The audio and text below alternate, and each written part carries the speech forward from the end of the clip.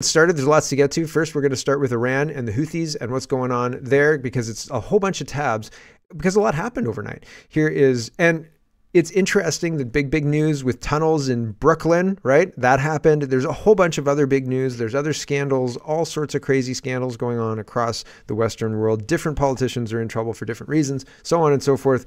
What's a fix for all this? Of course, it's not immigration this time, but close. It's a war, of course, right? So, I mean, Ukraine didn't quite work. Israel, Palestine didn't quite work. So, I mean, let's just keep starting wars until one of them sticks, right? Fingers crossed, they say. Here's Raina. I'm saying that probably wrong. We'll carry on. She says, US and UK are preparing to bomb Yemen to protect Israel from the consequences of committing genocide. But the Yemenis say the only way they'll stop blocking ships destined for Israel in the Red Sea is if the siege on Gaza is lifted. Stop the siege, stop the genocide, and your precious commercial shipping routes go back to normal. The U.S. would rather start a new war than stop Israel's genocide. So that's, I mean, there you go. It's interesting. I think there's more to it than that, but she's framing it that way. Laura Loomer says, just in, Joe Biden is making a statement tonight after the U.S. and UK military strikes against Iran-backed Houthi targets in Yemen after ship attacks in the Red Sea. Air Force recon jets reportedly flew over Saudi Arabia ahead of the bombardment. Ironic, considering the Houthis got missiles from Iran after Biden gave Iran $16 billion. So there's funds that are kind of all circulating within each other, and now we're seeing this war. It seems like there's something hinky going on here. Back to this. We're basically paying the Houthis to attack our own warships, says Laura Loomer. Seems like Joe Biden is trying to intentionally create an energy crisis, since many oil tankers travel through the Red Sea. And the statement wasn't made by Biden, but it was released by Biden. And again, this is where I found out that Canada had anything to do with this. I don't think I've seen anything from Justin Trudeau, right? So that's weird. CBC Watcher also says, from White House, nothing from Justin Trudeau. Sent on behalf of the White House, it says. For immediate release, January 11th, 24. Statement from President Joe Biden on coalition strikes in Houthi-controlled areas in Yemen. Today, at my direction, U.S. military forces, together with the United Kingdom and with support from Australia, Bahrain, Canada, and the Netherlands, successfully concluded strikes against a number of targets in Yemen used by Houthi rebels to endanger freedom of our navigation in one of the world's most vital waterways.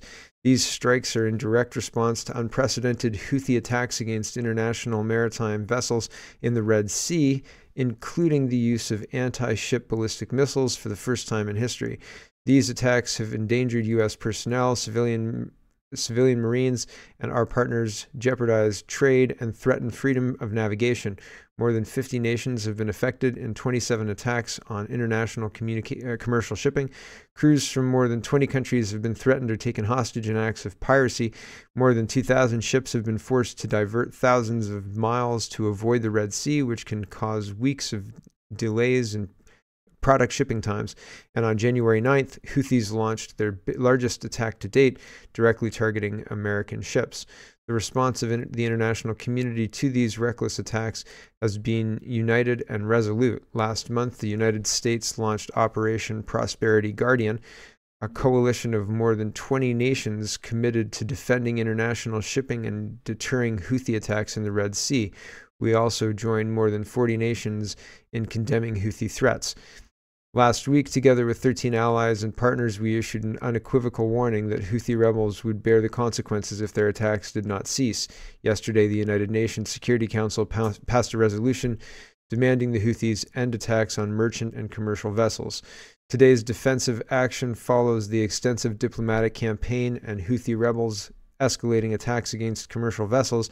These targeted strikes are a clear message that the United States and our partners will not tolerate attacks on our personnel or allow hostile actors to imperil freedom of navigation in one of the world's most critical commercial routes. I will not hesitate to direct further measures to protect our people and the free flow of international commercial commerce as necessary. So we will bomb the poop out of you if you don't stop. And here's John Mappin. He says, well done, Deep State.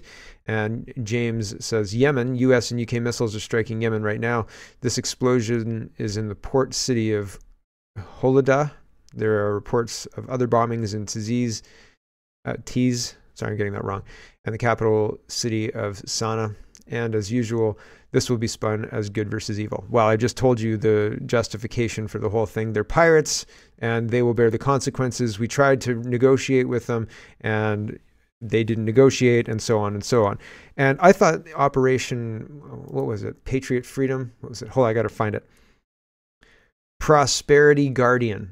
These names just kill me, right? So Prosperity Guardian is, of course, making sure the shipping corridors remain open. And we sent 3 people to be a part of this. We got the honorable mention in the press release. And it's really, really interesting that people are just, let's open up another war. Sure, why not? Sounds fun. Here's open source intel. They're reporting on the response from the Houthis. Muhammad Ali al-Houthi declares, I'm not kidding. Our people are resolute and unwavering, ready to respond decisively to all decisions made by the Yemeni Houthis. We will retaliate at the most impactful level within the enemy countries. We assure the Western infidels, America, Israel, and the Israeli enemy, the war between the Yemeni Houthis and those who attack us will not cease. It seems like often Justin Trudeau gets us into things without thinking of the diplomatic, 2 steps ahead, playing checkers rather than chess, right? Chess, you have to think more than 1 or 2 steps ahead. In checkers, you're just kind of reacting to what's happening on the board. Patriot Voice says, breaking, U.S. officials are warning of a possible imminent terrorist attack from Hezbollah here on American soil. It was only a matter of time. Keep in mind, they wanted this. That's why the border has been allowed to stay wide open, braced for impact. Order 66, right? Is that possibly what's going on? The idea of the counterattack being all of these people that were let in by the Joe Biden administration seems almost unbelievable. If I was reading a novel, I'd be like, I don't know if I'm willing to go there, right? The conspiracy kind of, not that it falls apart, but who's going to agree to all of this? Joe Biden doesn't know what he's doing, right? Shocker. People on the right have been warning of a possible imminent terrorist attack on American soil due to all of these open borders and the people we're letting cross. And now, right, U.S. officials are warning of this. If this tweet is to be believed, take it with a grain of salt. It's the internet, after all. But shocker, right? But it seems like that was the plan all along. Honestly, if you're looking at it honestly. CBC Watcher says, a television station established by a global coalition of terror activists is operating and fundraising in Canada, assisted by a global coalition of radical activists and violent extremists from designated terrorist organizations. Oh, Canada, right? Oh, man, they censor people like me and, the terrorist television stations. Well, let's see what they say. Okay. Joey says Iran is attacking U.S. military bases. The U.S. and UK are attacking the Houthis. Ukraine and Russia are still going at it. Israel and Hamas are still going at it. And none of this was happening when Trump was president. Biden said he'd restore our global standing. All he did was cause a global war. Honestly, pick, right? If you're trying to really piss everybody off, right? Global war. It's just a couple of different regional American-caused wars because Joe Biden is senile and following Blinken.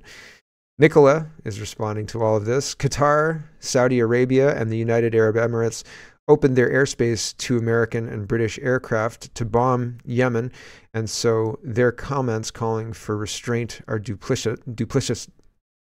And it says Intel Sky, U.S. Air Force, RC, whatever, has departed from Al Udeid Air Base in Qatar, heading towards southwest Saudi Arabia to join the military operation against Yemen. And this whole thing, I think, is way more complicated, way more complicated than it's being presented. There was an InfoWars guy talking about Hezbollah and Yemen being pissed off at Israel for doing what they're doing in Gaza, and that's really what's stopping the full-blown. That's what made Netanyahu come out the other day and say we're not gonna ethnically cleanse Gaza. Don't worry. But there's way more to this than meets the eye. But it's almost beyond the scope of the podcast today because it's just so much, and we've got lots more to get to as well. But I'm doing my best to give you an idea of what's going on.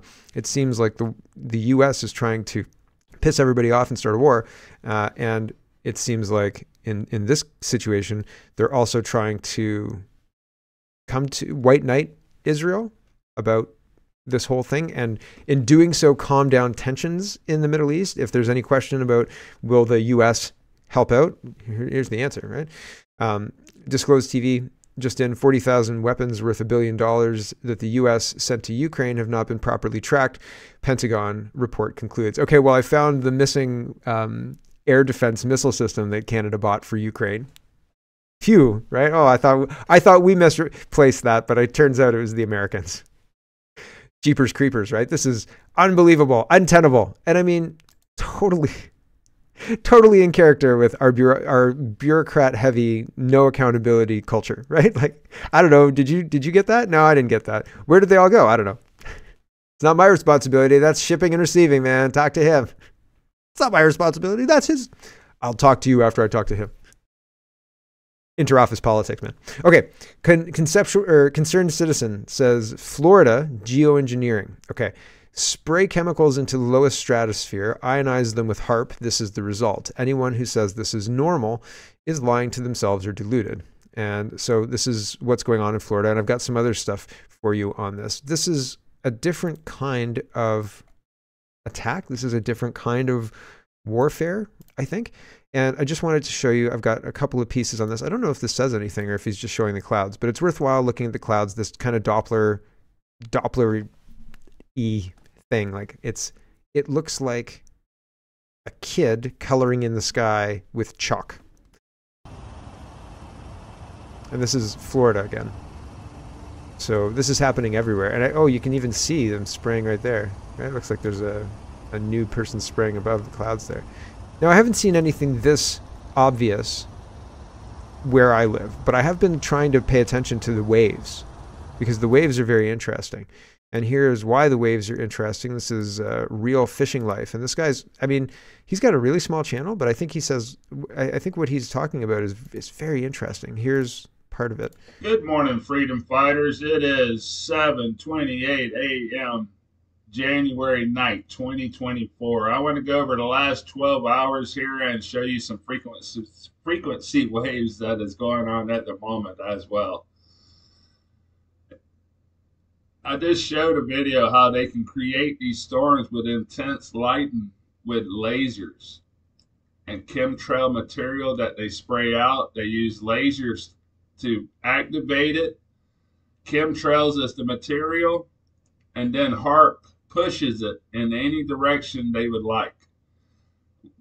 You can see the HAARP waves are very intense as they're pushing the storm wherever they want it to go, and then they redevelop it behind itself. This is developing out of nowhere. Storms used to come from the north when I was a kid. They wasn't developed over Texas and Louisiana. We've never seen any kind of development of storms until the last few years. They've been creating these kind of storms. I have radar data that goes back 30 years. We don't see this activity on none of it like we do now. They can create these storms out of the blue.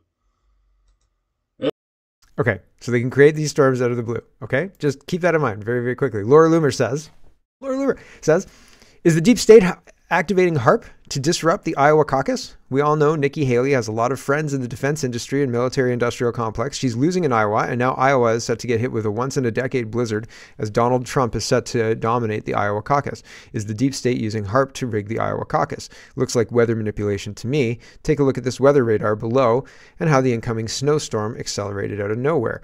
And there's a reader's added context. HAARP was the name of a military-run operation to study the upper atmosphere and is now running as part of the University of Alaska Fairbanks and never had the ability to create snowstorms. Okay, so if you believe the community note, take it all with a grain of salt. They can't do that. That's crazy talk. Here's how this snowstorm came in and was created and accelerated. I don't know if it's playing. It's not playing. Twitter's been doing this a lot lately. It doesn't play videos for some strange reason. And I responded to Ezra Levent video where, here it is playing now.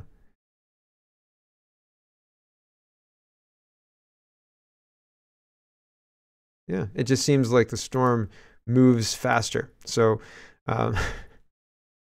is weather modification a thing? I think it is. I can't remember why I had that there, but Elon Musk, it was responding to this. Elon Musk says, by misinformation, WEF means anything that conflicts with its agenda. So all of the things that we just talked about, the Israel, Hamas, Palestinian conflict, the Ukraine-Russia conflict, the new Houthi, Red Sea, kind of associated Hezbollah conflict that the United States is now bombing people, and Canada and the West, right, the UK, etc.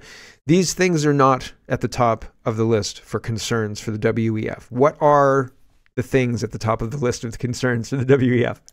Number 1, misinformation and disinformation. Number 2, extreme weather events. Number 3, extreme weather events like snowstorms that come out of nowhere to make Nikki Haley, crazy, win Iowa.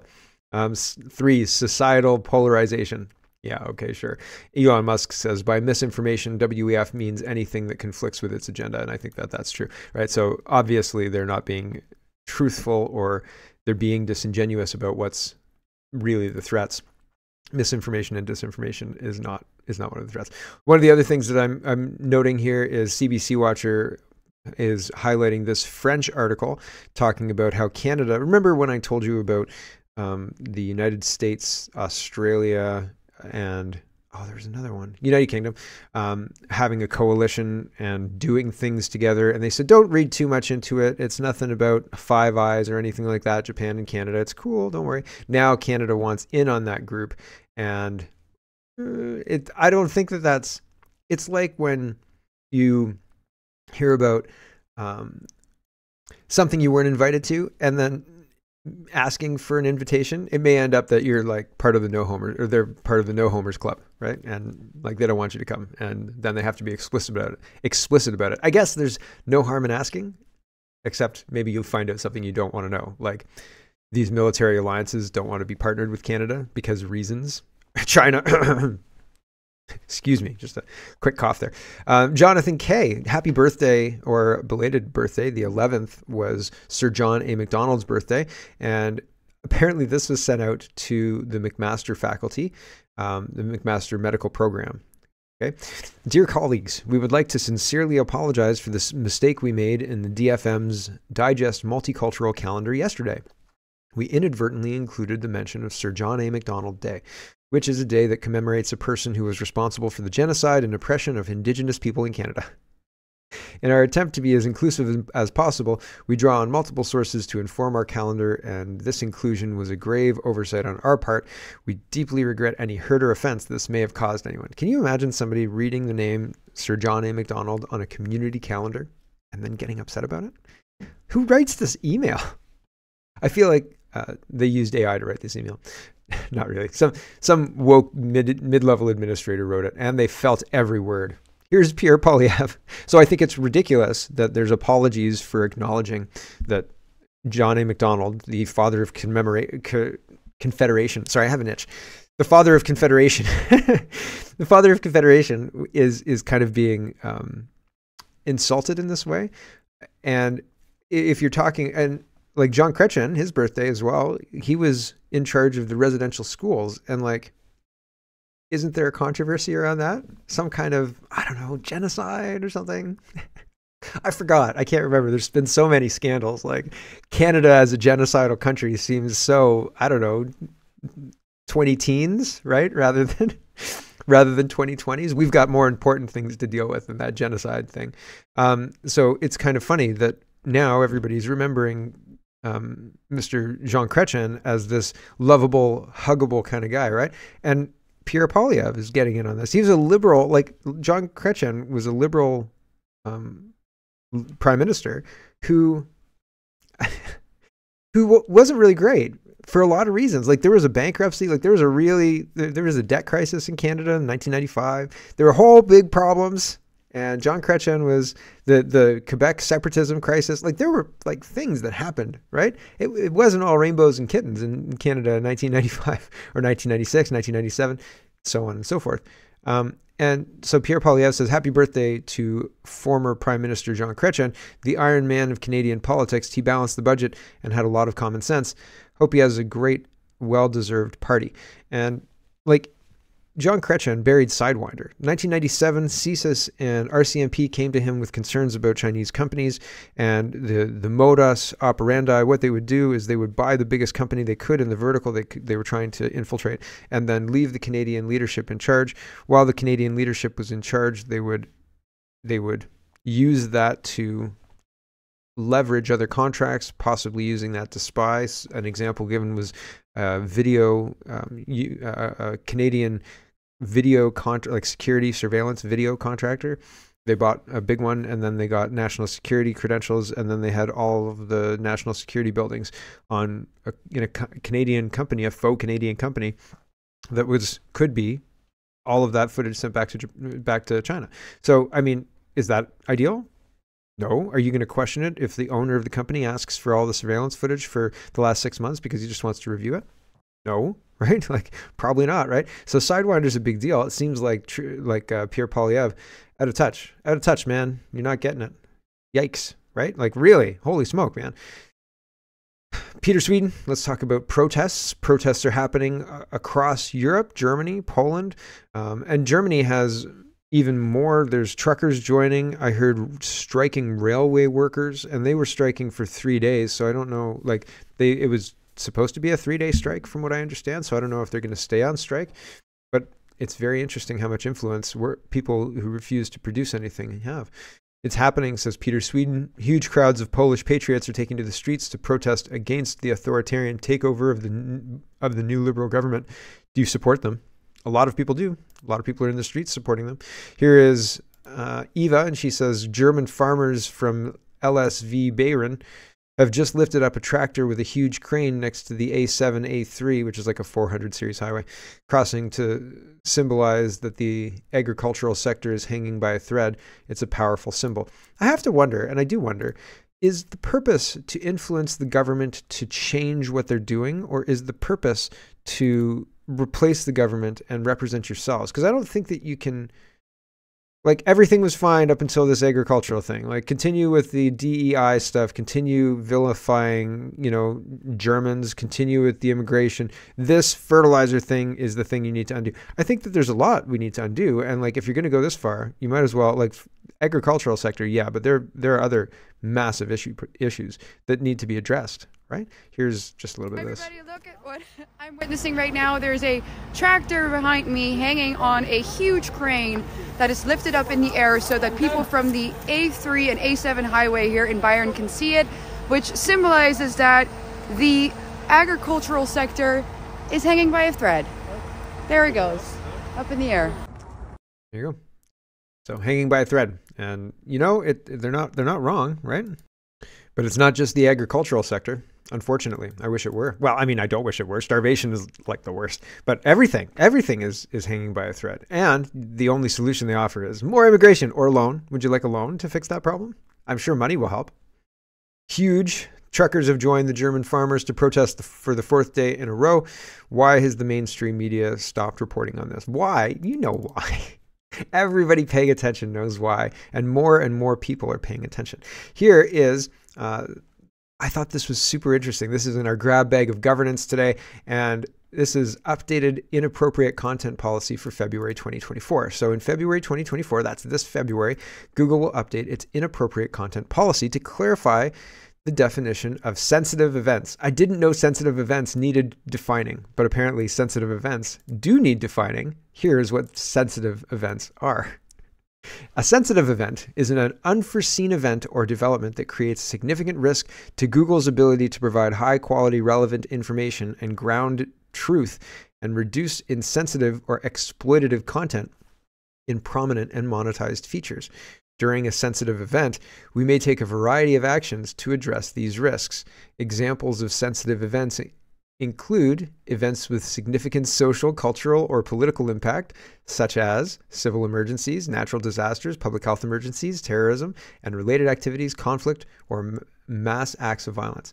So like, I think it's very funny. It just struck me as funny that they have this whole thing, like we're going to redefine sensitive events. And then they redefine it as anything that has to do with anything that's significantly social, cultural, political impact. Like everything that happens is like that. If you don't want Trump winning and Trump wins, well, that becomes a sensitive event, right? Like, oh no, Trump won. You can't monetize this. I can't believe Trump won. Right? Like the whole thing, it's worded very vaguely. And that's a very big problem because it's very concerning. Because if it's vaguely worded in law, then it can be interpreted very broadly. And if you can interpret it broadly, then you can censor people easily. And that's bad. Examples of what we prohibit, not exhaustive. Products or services that exploit, dismiss, or condone the sensitive event. Is like female genital mutilation a sensitive event? What about taking a child and cutting off its genitals and trying to convince it that then it's a different gender? How about that? Is that a sensitive event, or is opposition to that a sensitive event? What are we censoring here, right? Like, and you'd be that was supposed to be shocked and surprised altogether. You'd be surprised and shocked about what they'll come to the conclusion that they need to censor, honestly, because it'll be people talking sense.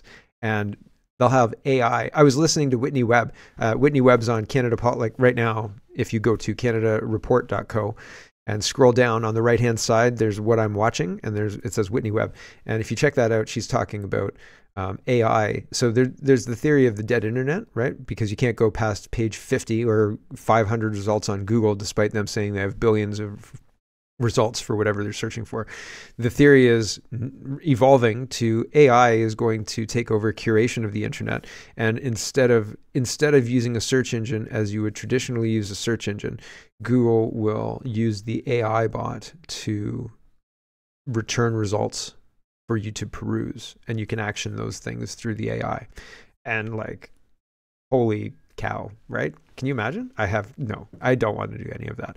This sounds like a nightmare. And the unfortunate part is, if it's framed correctly, it sounds like a convenience product, right? A very, very benign convenience product. Oh, you don't use the Google AI assistant? Oh, I use it all the time. It's become instrumental in my meal planning and whatever. And like, that's how they get you, man. That's how they get you. It's crazy. Using keywords related to a sensitive event to attempt to drive additional traffic. Claims that victims of a sensitive event. Hello everyone, thanks very much for watching. This is just a short version of a longer show. If you'd like to get the whole show, you can go over to CanadaPoly.com and sign up for a subscription. Just look in the drop-down tab for Shop and Donate and look for subscriptions, and you'll get immediate access to the full show. Love to see you. Thanks for watching, everybody. Have a wonderful, wonderful